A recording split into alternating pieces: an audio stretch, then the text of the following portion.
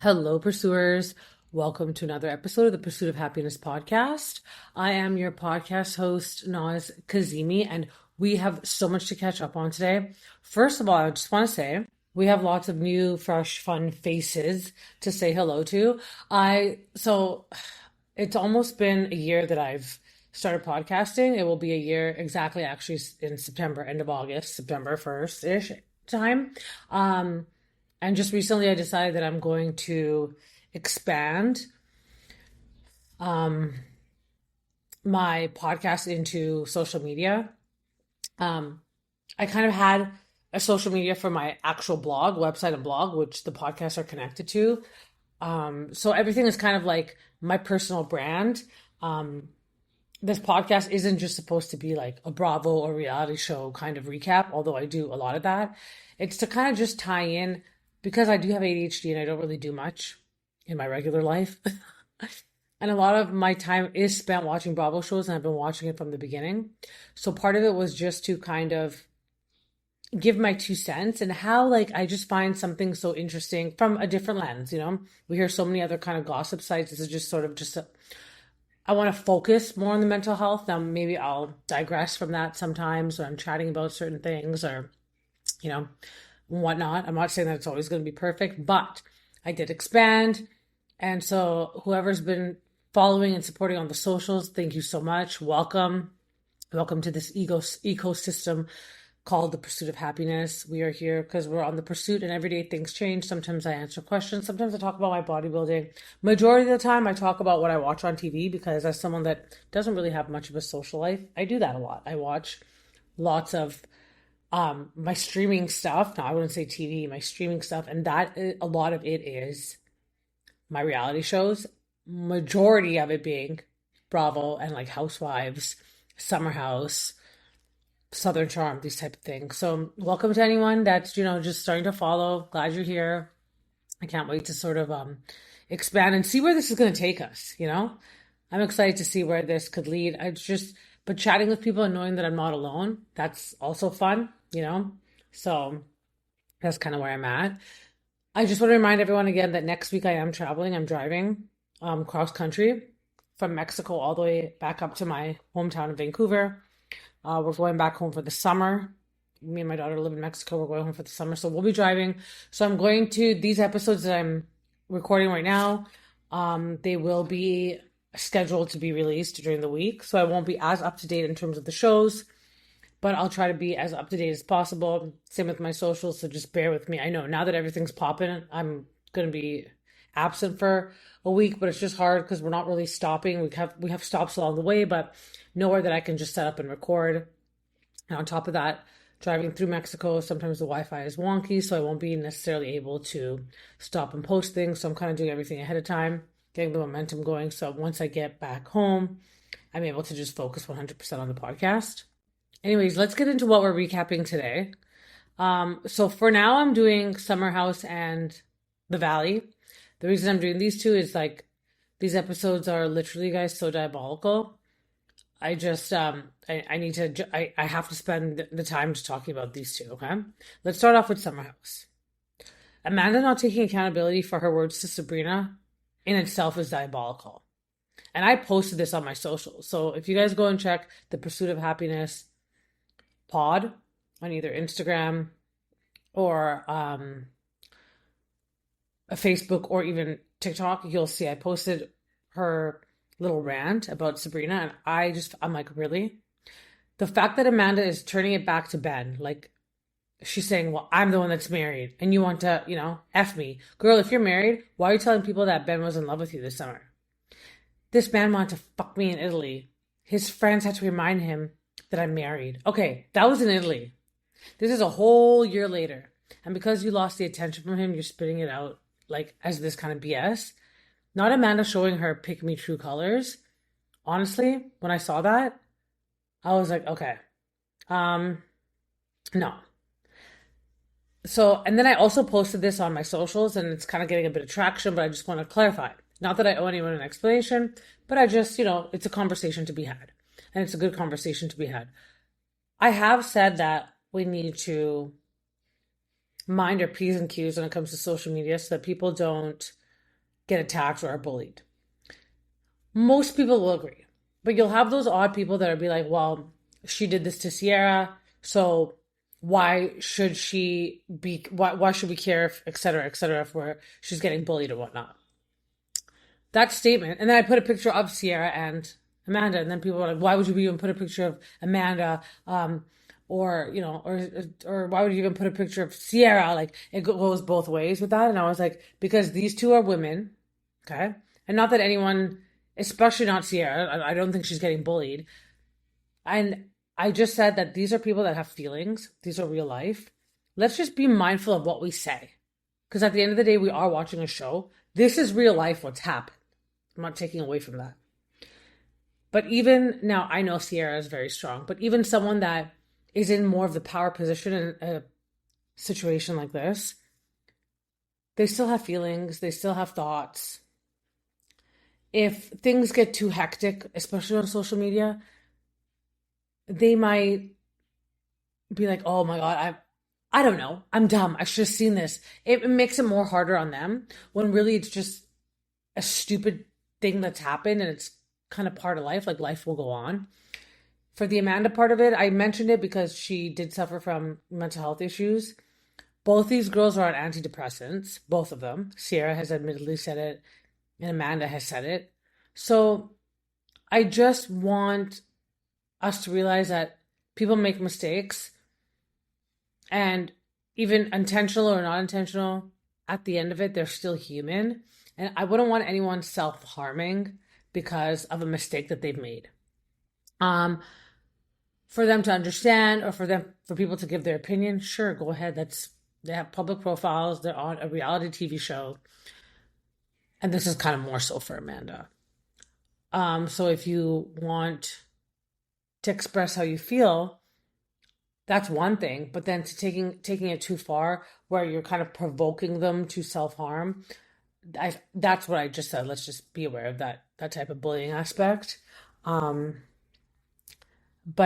on the topic of that, before I get back to the show, I also said that I really wanted to support Samantha, Amanda from the beginning. And then I got a lot of people being like, well, why was your first instinct to support her? I want people to know that just because I want to support Amanda didn't mean that I did not want to support Ciara. It doesn't have to be one or the other. It could have been both. I supported Ciara. I understood. I'm like, this is such a betrayal. If it's my opinion, and if it counts in all this, I find West to be the POS, the piece of shit.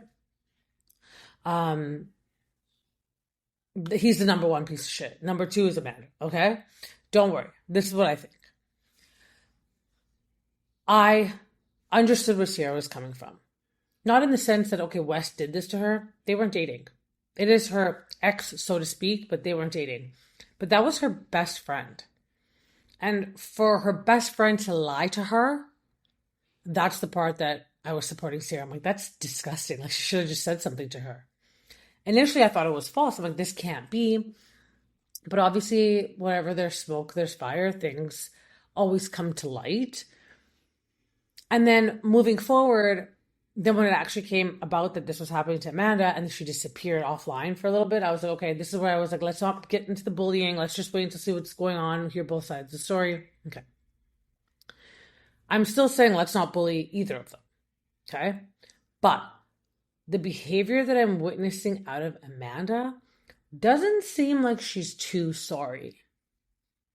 So now that's twisting my view of things. And I'm like, I don't think she really needs support at all. I think she needs a good reminder about why friends are more important than the penis. That's what I think. I still think West is one that, he's not getting enough slack as he should, but I also understand he wasn't the friend. He was just the guy. So I guess part of me was like, I hope they come back together at some point, Amanda and Ciara. Friends always get into these fights and they become friends again. If I was Ciara, absolutely not. But for the sake of their futures and, I don't know, their mental health, they don't have to be best friends again, but to come to some sort of resolution, which of course I want to witness. Hopefully it's on the reunion. But I still stand by, I don't think they should get bullied online. None of them, not Amanda, not Ciara, not anybody. But my support is slowly drifting away from Amanda because she's not seeming to care. She's out and about. They're eating. Okay. Okay. Listen, live your life. Live your life. Of course. Even Frankie Taylor Paul said this when her situation happened. She said, what am I supposed to do? Just sit at the wall all day long? No, we understand. We get it. You still have to live because that also ties in with the mental health part of it. If you're just sitting at home crying, not doing anything, hiding, that's not going to change much. I'm a bit surprised though, observing Amanda because this was a girl that didn't want to go out with Kyle at all. And you know what? I'm not giving Kyle any grace either. He is still sort of the villain in the season. Like if we're just watching the season be the season, he gets mad at her for smoking weed. He got a job as a DJ. I'm not saying don't work. Be a DJ. But my thing is, you don't have to be drinking on the job. I live in Vancouver. I know so many DJs that DJ. And then when they are done their job, they go home. They don't stay and party until 6, 7 o'clock in the morning. They don't even drink on the job because DJing is work. You want to have a drink or two, cool. But you're getting wasted every time you're quote unquote working and then staying out and not coming home. That's the issue that I have with it. On top of that, while Amanda still is your wife, Kyle, she's saying that she doesn't like it. This is where you guys have to come together and have a conversation. Regardless, okay? I was really looking at Amanda thinking like, okay, she had a really bad season. She's unsure of what's going on. Maybe she got love bombed by West, you know? Um, and then now she's in this situation. Okay, so she's experiencing all this, but like coming from the girl who didn't ever want to go out and now she's out all the time with West.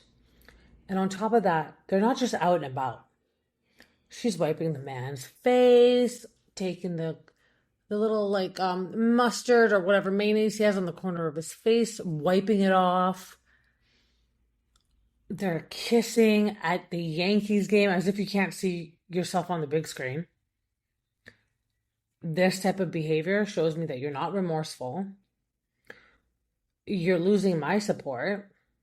Again, I'm not going to bully the girl. It's just my opinion. I'm not going to go tell her to go kill herself. Like it's not that deep. But you're losing my support. But with that being said, just because I support one person doesn't mean I don't support the other. Two things can be true at the same time. I was a Teresa stan, and I still am. I love Teresa, but doesn't mean that I didn't like Melissa Gorga. And I think when there's always a fight, people expect you to pick one side or the other. It doesn't always have to be that way. My hope was that they would come together, and I didn't think this situation was as bad as it was. But now that I'm seeing it, sometimes it takes time for people to see it. I'm one of those people. I always try to be like, okay, I don't want to jump into things too quick because that's been me my entire life. But sometimes I'm like, maybe I should just go with my instinct and jump into things too quick. Or like everyone said, I should be a lawyer because I'm so emotional. But when it comes to certain situations, I become so analytical. And I think the situations that I become analytical in are the ones that I'm not involved in. And that kind of makes sense because when I'm not involved in it, it's not necessarily me that is experiencing it. So maybe I am able to take a little bit more of an analytical approach. And now I understand why when it comes to things like lawyers and doctors, they're like, don't operate on your family. Don't have your family hire you because there's an emotional aspect involved in it. Even realtors, like, don't work with family. Don't sell your own home because there's always an emotional aspect to it. You can't really think analytically. So I think when it came to this, I just wanted to be first of all, I didn't believe it. I was like, this is so weird. They're best friends. How? But then I'm starting to see it. Again, I tried to be analytical, but even in being analytical, the signs are pointing to this B don't give a F about what she's done to her friend. I understand that her friend wasn't dating that guy. For me, it's not so much that West and Ciara were a couple and then Amanda stole him away. there's two ways I look at it. Like, Amanda, you were her friend. At least you could have waited for like you guys could have waited a year. Like, it's not that like you guys cannot be that in love. So then I understand where Ciara says, okay, well, if they're that in love, they should get married. Absolutely. Because you couldn't even wait that long. You can't even wait for the reunion. You guys are out and about and smooching on big screens at baseball games and whatnot. This is where I start to like tap out. I'm like, okay. So if this is how you're going to be playing it, then you're right. You seem to be well. You don't need support. So I'm withdrawing my support for that. Have fun. Great. You seem to be in a great place, great state of mind. Still not going to bully and still don't condone any sort of bullying to people, whoever it is, even West. But okay, great. That's the hill that you want to die on. Fabulous. Die on that hill. Then there's the West part of it, who I'm like, this is a man that knew exactly what he was doing. I would almost call it grooming her to a point that now she's here. Okay. I don't even know. Okay. I have so many questions, as I'm sure everyone else does too. Again, this is a girl that didn't, and never want to go out. She just wants to stay at home and smoke weed. So Wes seems like the type of guy that wants to go out all the time. He seems like another Kyle, but on a different level. So how do they kind of come together and say, okay, no, I want the girl that wants to stay at home all the time. Or she says, no, I want to go out with a guy that wants to go out all the time. And how does that come together? So I feel like, because I don't trust men, that there was a bit of grooming going on his behalf. It was almost like he was trying to get something that he couldn't have back then. But now that he has her, we're going to see how it plays out. I feel like he knows exactly what he's doing. I don't think that he's playing stupid. I think he knew exactly. He played Ciara not once, but twice and on camera. And that's freaking disgusting. I have no sympathy for West at all. Again, don't condone any sort of bullying online or him to get these hate things, but bro, I can see right through you. So I just want to say that that's where I stand with the whole situation. Because, when you put your opinion out there and you invite people to make a comment on it, hence like the Summer House people are allowed to have their opinions. And this is my platform and I'm allowed to change my mind as well. I'm too grown to think that I have to stick to one opinion. If things come up that change my mind will be changed. Plus, as they say, especially when I'm watching reality TV, Tamara Judge, hello, you are only as good as your last episode. So this kind of is beyond the episodes. We're kind of seeing their real life and they're not showing any remorse. So you know what, bye. I don't care either. I'm going to tap out of, you're good. So that support that I would give you, I'm going to hold on to. I'll still give it to Ciara.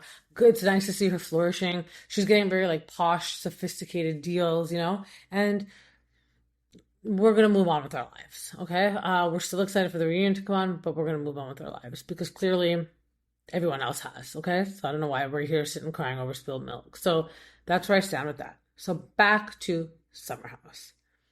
Amanda not taking accountability for her words. Diabolical. Okay. She's talking about how Ben wanted to. Okay, so now all of a sudden Ben wanted to fuck her when like 3 episodes ago she didn't want to talk about it. But now because Ben finally has someone, now she's going to bring it up. Because, this is the pick me behavior that I'm starting to see. And because it could be that I'm watching it from a different lens, starting to really see it and point it out. And I didn't want to believe it initially. Because I have watched Amanda. I keep wanting to say Samantha. I've watched Amanda on the show for so long. I've been watching the show forever, since the beginning.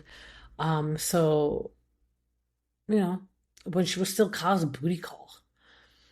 So for it to turn into this, it's a bit fascinating to watch the evolution of it. But moving right along, I really felt bad for Amanda and her mental health, but this behavior makes it really hard to defend her any further. And again, of course, don't want to see her self-harm. But by the looks of it and her out and about and just in the press, she seems just fine. So she's going to be fine, okay? No one's turning on you, Amanda. You're the one that said it to Sabrina. Take accountability. You're the one that did it to Ciara. Take accountability. That's it. We just want accountability, okay? Have fun. Enjoy your life. Ben with Sabrina, though. He definitely has a type. Think Dara, now Sabrina. Burnett, perhaps. Dark hair, dark features. I'm remembering Dara and now Sabrina, and they do kind of look alike. But I've heard Australian men or just blonde guys are like that. I dated a Russian guy. He had blonde hair and blue eyes, and he loved darker girls. I know a lot of Turkish men who have dark features. They love Russian girls because they're blonde hair, blue eyed. So it's just, sometimes you want something completely opposite of what you know. Um, yeah. Sabrina, I feel though is a little kind of off. She seems a little like performative.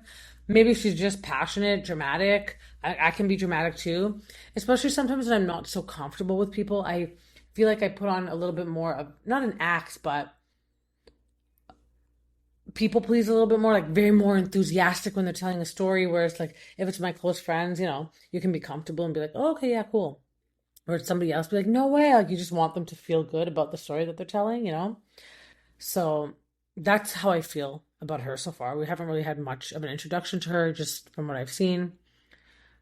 But not Jesse Solomon being the favorite all of a sudden this season. And not necessarily the favorite, but also not the villain. Because for a while there, when he was doing the whole thing with Ciara, man, I feel like the season has, like, it's been like 3 years this season. Because, yeah, I'm remembering now. Wait, there was Jesse with Ciara. And then he told West, and West didn't like that. Why? But it's the hypocrisy is just crazy. But West didn't like that because he dated Ciara before. Well, that's just wild, eh? When you say that out loud. But then, like, he kind of chilled out. Like, he kind of like backed off. Great, that's what you want. When we say no, no means no. And now him and Kyle are somehow becoming like, the more level-headed ones in the group. Or maybe this was always their behavior, and they were just kind of stuck in Jesse coming off of the whole Lexi situation and Kyle dealing with Amanda and just their issues. Not dealing with Amanda as a person, but dealing with Amanda as his wife and them already having issues kind of brought out a different side to him. But I feel like finally they're starting to like settle down. Like Jesse's not as like hyper and weird around his roommates. Like he's finally at a friendship level with Ciara, and Kyle's kind of having fun now. And the fighting between him and Amanda is less. And some might say it's because Amanda's already, doing stuff with West. But I just think that, they finally getting to the point in the summer where they're kind of over the hard part. The hard part was coming together again, coming to the house again, realizing that, okay, the first weekend, second weekend, third weekend, we're doing this again. And then finally they're like, you know what? A few weekends left, let's just enjoy it. Right? This part, like, it's just, see, this is why I'm telling you, like, West, like, there's just not enough, no one's giving West enough shit. The girl comes to sit on his lap, and he says to her, I used to date the girl behind you, meaning Ciara. But then he just allows it. He's like, yeah, who gives a shit? That's diabolical. For Ciara, girl, this is the final straw. He's showing you his true colors. Please believe it now. And I'm not talking from what we know has happened in real time. I'm talking show-wise. Believe it now. At least she owns that he doesn't owe her anything, because for a while there, I thought that maybe Ciara thought that Wes owed her. And I think always saying that is the wrong thing. I feel like, I don't know, she just thought that there was something. I don't know what to call it. I don't want to say a connection, but there was still something to hold on to. But I love that she owns. She's like, he doesn't owe me anything. But the way he's been acting all season towards her, and then telling the girl, I used to date the girl behind you, but who gives a fuck, then proceeds to make out with that random girl. That's diabolical. West is a diabolical one. He's the one that no one's paying attention to. Again, let's go back to real time. Oh, let's jump into real time. I get that Amanda did something to her best friend. That's one issue in itself. But the fact that no one's focusing on how diabolical West is, it's crazy to me. Also, who is into Dara? What are our thoughts? I don't see her anywhere on KJ's page now, so I'm curious as to where this is going. I don't think that they're still together, because I see a lot of KJ now on my algorithm, and I don't see any Dara on that. Now, it could be that's just a social media thing. I know a lot of people, when they date, they don't really post their significant others on socials. It's just, their socials are for work or just it's just to showcase them and their highlights.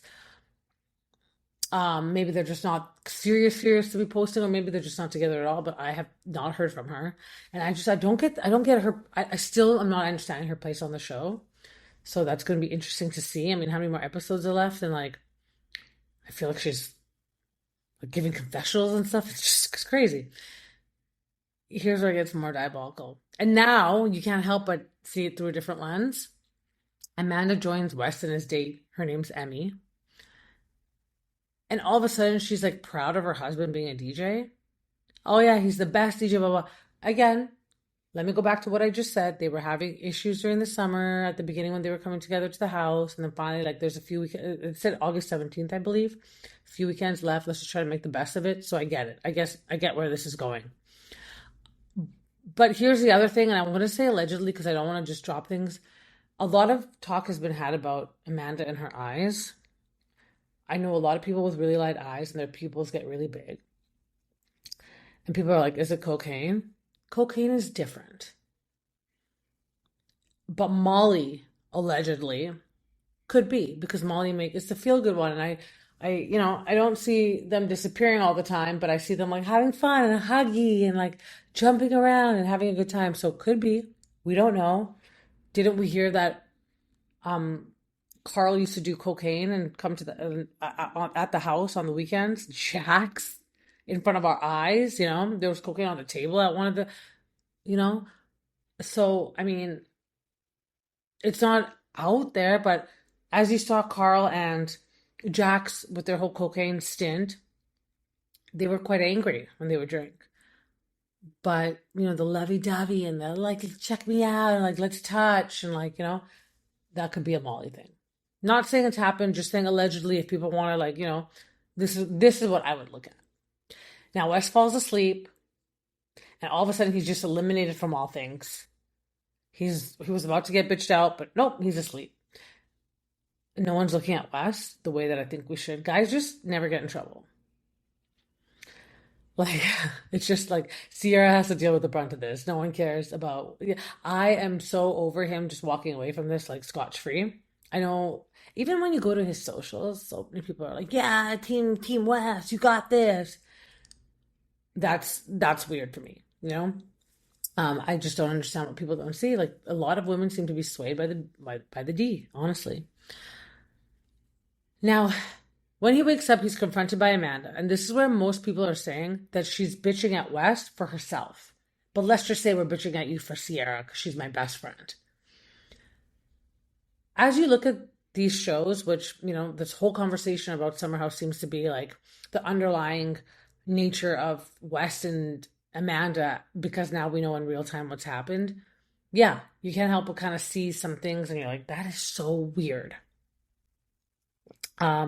Could just be that effect, which, for example, they say, like, let's say you all of a sudden see a red Mercedes and then you're like, I want a red Mercedes. And now all you see are red Mercedes. It's because your mind kind of wants to see that all the time now. And it zones in on those, even though you probably see them the same as you always have. But now because it's in your head, you see it more. Could just be that effect. It could well be that Amanda is actually bitching at West for Ciara. And maybe they are as good as friends as we're seeing them, which sometimes seems like they're crossing the line. But they're just that good of friends, and she's that comfortable to bitch at him for Ciara. Because this is where I have an issue. And take everything that we know in real time out of it. Yes, it was weird that Amanda kind of walked in on him with that girl. Or not walked in, but like joined them on that the lawn chair or whatever. But this part is the weird part. Like, you've been hanging off of Ciara all fucking summer. Not to mention it's happened before. And not to mention she's had a conversation with the entire table about how it is like to be a black girl and dating a white guy who, and almost like being played by that white guy. And now this isn't once, now this is twice. I just don't understand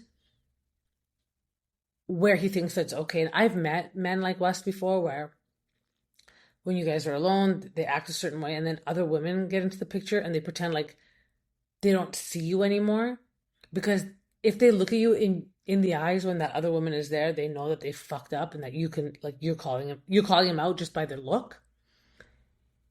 So instead, what they do is they completely ignore you. They don't give you eye contact. Even though it's so awkward when another girl comes to hang out with them, they make it seem as if they don't notice that you're around them because they don't want to make it awkward because it's fucking awkward. You just can't help it. I, from that moment on, was like, nope, done with this guy. Even though I just watched this episode and even though I know what's happening in real time, I'm going to eliminate that from my brain just for these few seconds that I watched this scene. Done. You don't even give a shit. You don't even give a shit that she tried to explain to the group. She explained to the group that, you know what, dated a white guy and I got dumped by the white guy. I got played by the white guy and I got shit on by my people because they're like, you got played by him, and yet you do it again to her. Why don't you just freaking leave her alone, man? I don't get why guys just don't. And this is any guy that does this type of stuff. Just leave the fucking girl alone. Like, let her live. Let her move on. Like, it's just, I just, that's where I'm going to leave it at. But in terms of the whole West situation, this last scene in this last episode totally verified exactly what kind of person he was. And that's all I needed to see. Okay, let's move on to the Valley. Now, Brittany is getting mommy makeover. So she's at her doctor's. At the same time, Kristen gets some Botox. Kristen's saying that she feels bad that she hasn't bounced back from her pregnancy. And I think every woman is guilty of this. I feel like the women that aren't guilty of this, and who knows if they are or not, I'm just believing what people say when they say, no, it's fine. Like, I'm okay waiting. I'm so jealous of those type of people. Because as much as I loved being pregnant, and I've said this before, I loved being pregnant. I loved having my daughter in my stomach. I love remembering all the little kicks that she would give me and whatnot. But it was hard being pregnant because you have no control of your body. And it's like, as much as, for example, those people that gain weight or they eat whatever, they binge eat, and they're like, I have no control. I have no control. I feel like to a point you have a little bit of control.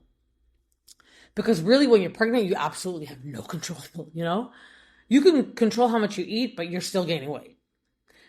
That's when you seriously have no control. So, we say that we don't have control regularly in our lives. It's just something that we spit out there. But really, we have control to a bit. We have at least 15, 20% control, Because I myself am a binge eater. And sometimes when you're in those obsessive states, and I'm also an addict, so I know how that feels like. So when the obsession is there and you're just focused on doing that, nothing else comes into mind. Yeah, I've been there, done that. But I feel like there's still an ounce of me that it's at the back of my mind in those moments that are like, you could totally stop right now. You could totally stop right now. I don't want to. Like, there's like the good and the evil are fighting each other, But pregnancy, there's no good and freaking evil. It's just your body changes. And it's so tough for me to watch. And I'm in my 40s. I'm in my early 40s. Yes, I'm a bodybuilder. It's very easy for me to get back after I kind of want to get back. Of course, there's the control thing. Because sometimes I just sit there and I'm like, I can't do it. Because I bounce up and down all the time too.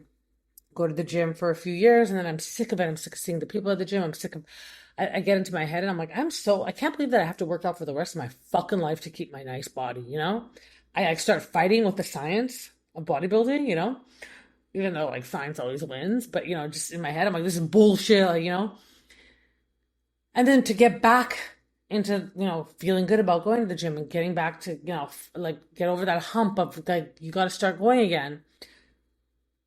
I have that control, and it feels so good when you get that back. But in the space of that, you've lost it and you have to try to get that back.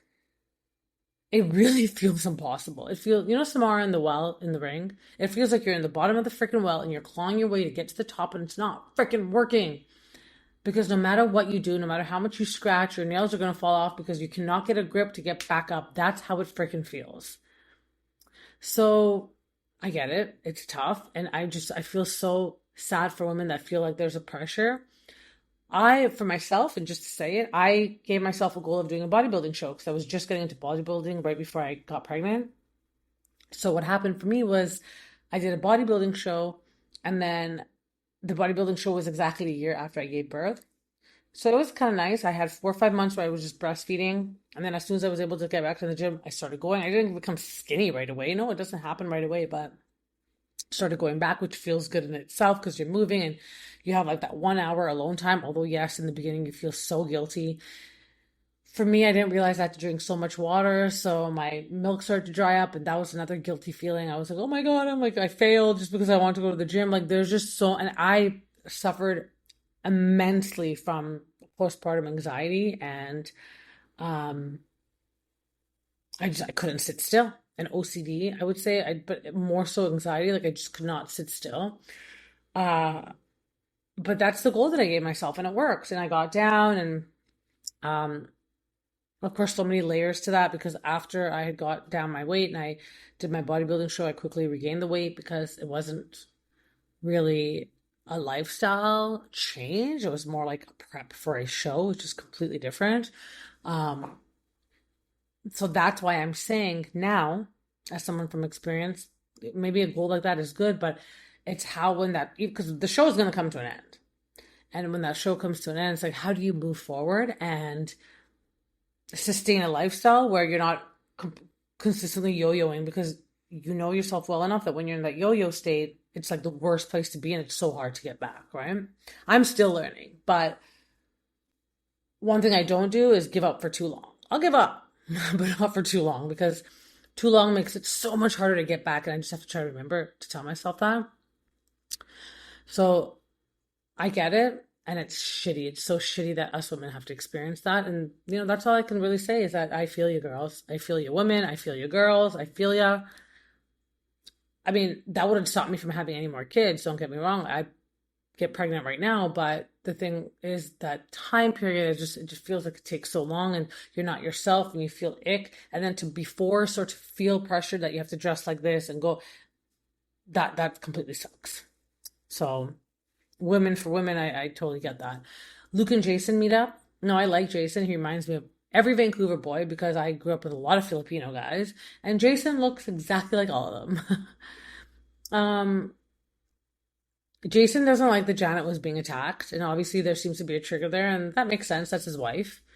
Like they're husband and wife. It's similar to how people always say that Nia has Danny's back and doesn't want to really look at the things that Danny has done. I think they have, and I think they've gone over it and they've at peace at it. I think, and this is me digressing a little bit because the topic is husband and wife supporting each other. How come Jason can't tell Janet, yeah, well, you kind of did cross the line here, like you yelled at her? No, because that's Jason is Janet's husband. They're going to support each other. So it's hypocrisy for me when I hear them say that, well, Nia always has Danny's back. Well, of course, they're husband and wife. Just like you guys are husband and wife, they're of course going to have each other's back. This one situation right here, this one point, they are so much more alike than they know when it comes to this, supporting each other, but they think they're so different.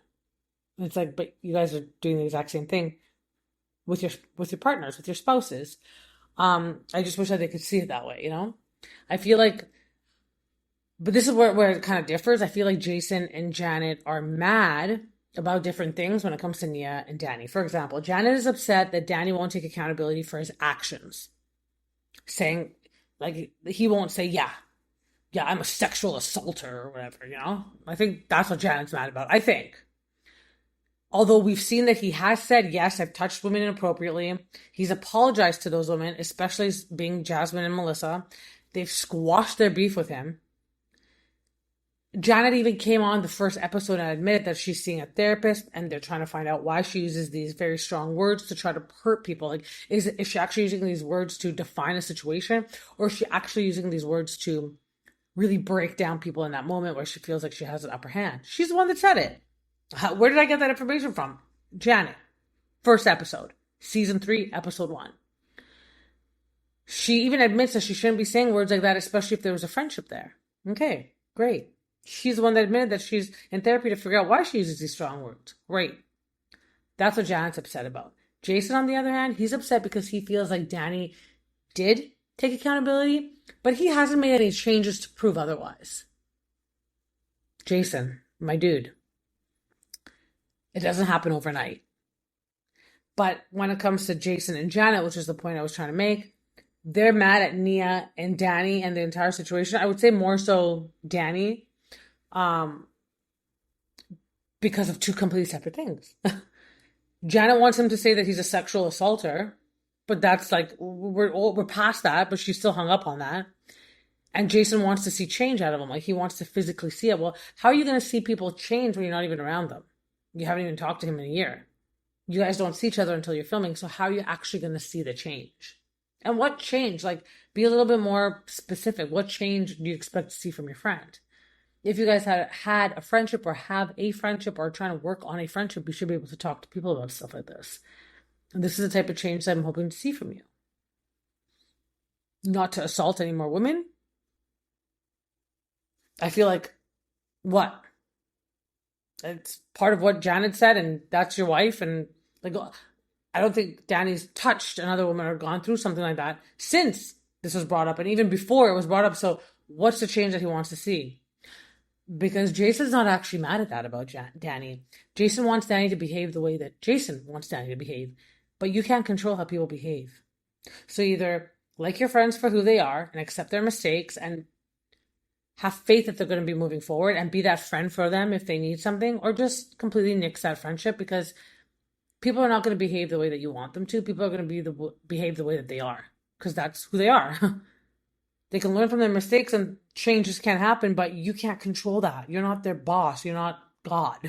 You're not their brain. You're not, their conscience. So I find like they are kind of putting like unrealistic expectations, not just on Danny, but on the situation in general. And that way it's like, yeah, see, this is why we're mad at him. It's like so unreal expectations, right? Moving along from that, the girls are having a girls' night. They're having a Y2K theme party. I love it. I was hearing the NSYNC and I was just jamming. I'm actually thinking about something like that, although I'm for my own birthday, by the way. But I feel like they're dressed like 80s, like with all the shiny glitter. Anyways,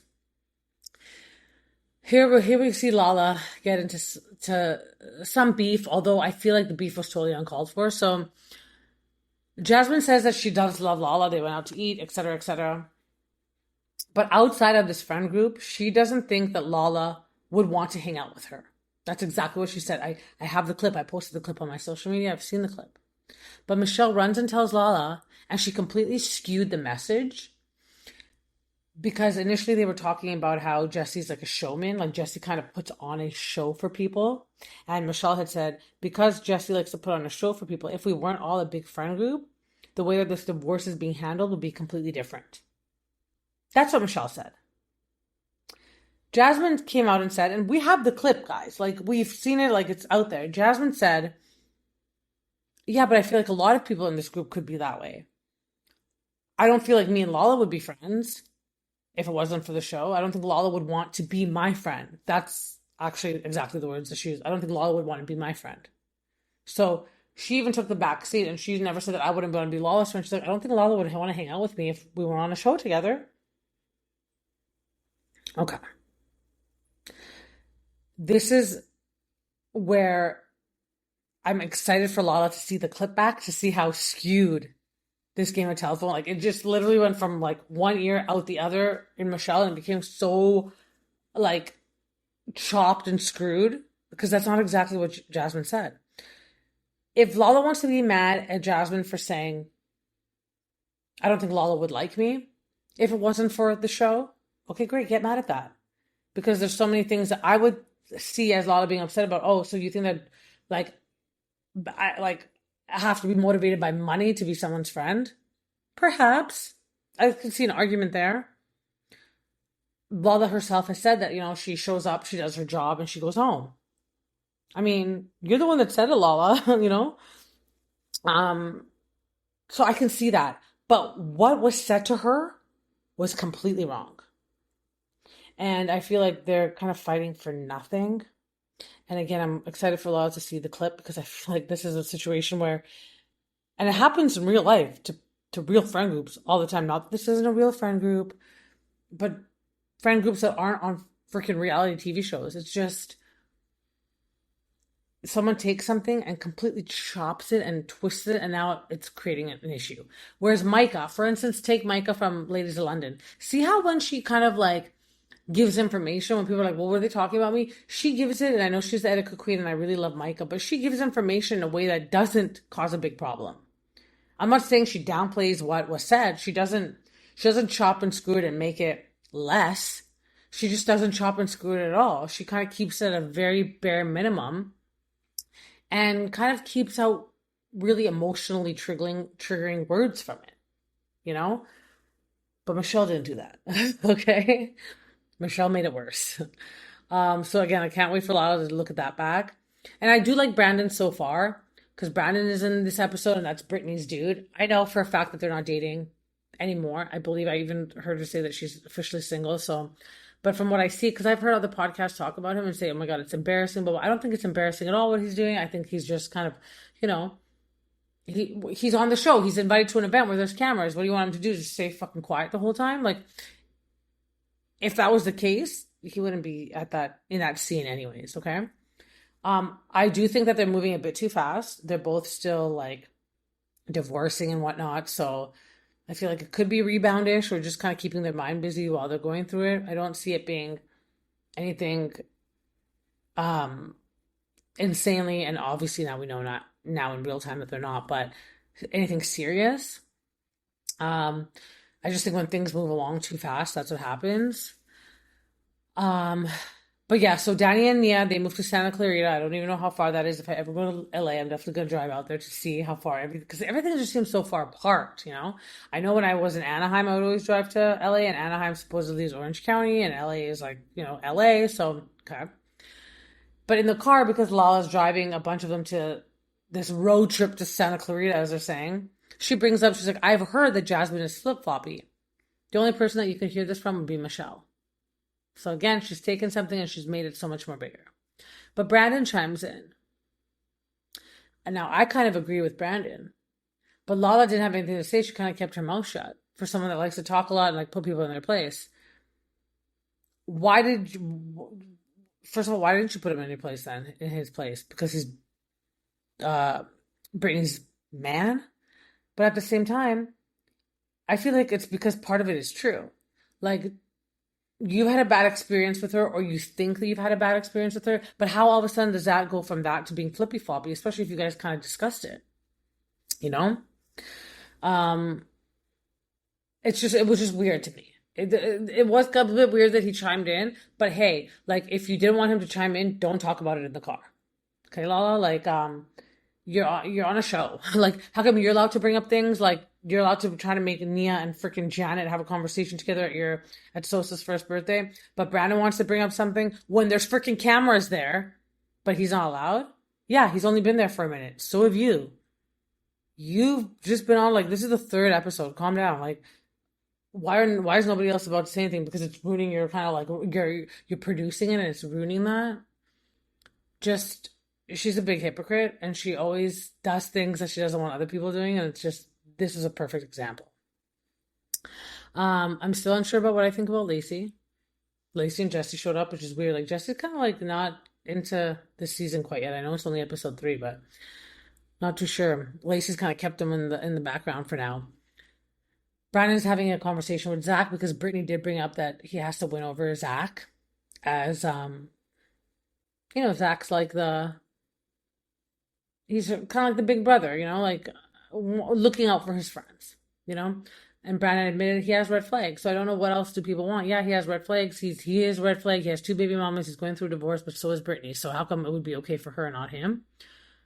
Not saying I love the guy. I'm just saying, like, let's just kind of give people the benefit of the doubt for now until we see them, until we see it come along and see where it leads to, right? Now Brandon has a chat with Jasmine. Now he was, as we saw, he was defending her in the car, and Jasmine gets a bit heated. I'm not too sure why she got so heated, but she got heated. And again, it's come up that Brandon's repeating what he's heard. Like, you guys are filming a show. You guys are the ones that, especially Lala, because she's the one that has the most to say about Brandon chiming in. You guys are filming a show. And you're the one that always says, we're filming a show. And like, yeah, I bring it when I know the cameras are around and blah, blah, blah. How come nobody else can bring it when they know the cameras are around? Only you can bring it when the cameras are around. Okay. Why? Because you're getting paid for it. So what Jasmine said could have been correct. But anyways, Lala hates the fact that Brandon's chimed in, probably because it's calling her out. But you know what? You guys are on a show, and if you didn't want anyone to repeat what you said, you wouldn't have brought it up with random people in the car.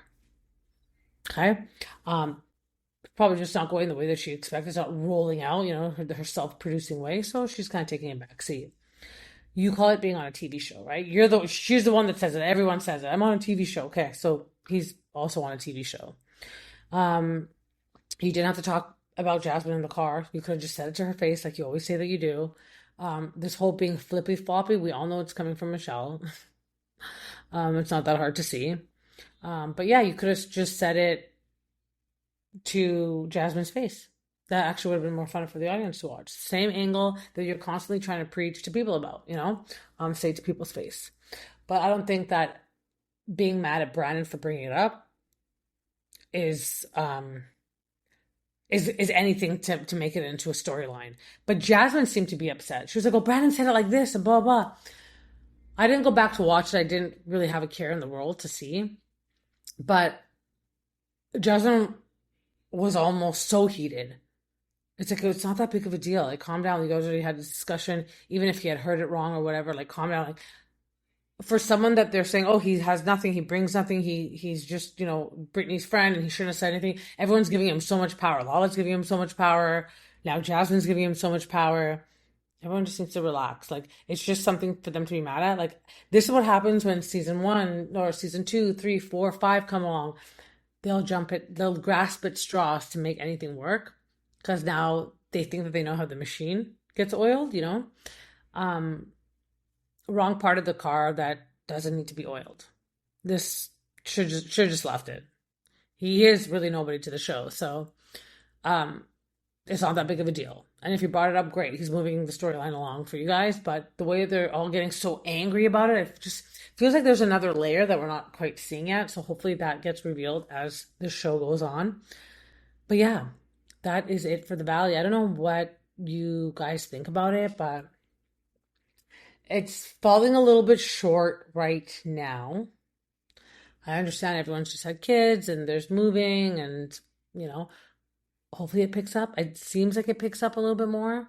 I feel bad for Schwartz. Everyone's got kids and married and he's just like, hey guys, what's up? But I'm really happy to see Schwartz back on our screens. I really do love Schwartz. But yeah, that is it for Summer House in the Valley. Pursuers, don't forget to follow, subscribe, like, share, comment, please, anywhere that you get your podcasts, Spotify, Apple Podcasts. I would appreciate that. Show notes has all my socials. Don't forget to follow. Please also go check out the socials. They're popping. You guys are going to like it. All the Pursuit of Happiness podcast socials are on there. You guys are going to love it. Thank you so much for all the new pursuers that are on. Again, don't forget next week's going to be a little bit wonky in terms of shows being out and new content, but I will get right back to it as soon as I get back home to Vancouver. Hope you guys enjoyed that. I will be on next with 2 new shows. One will be Beverly Hills, and I believe the other one's Ladies of London. No, Ladies of London I do with Real Housewives. Ladies of London I do with Atlanta because it's a newer show.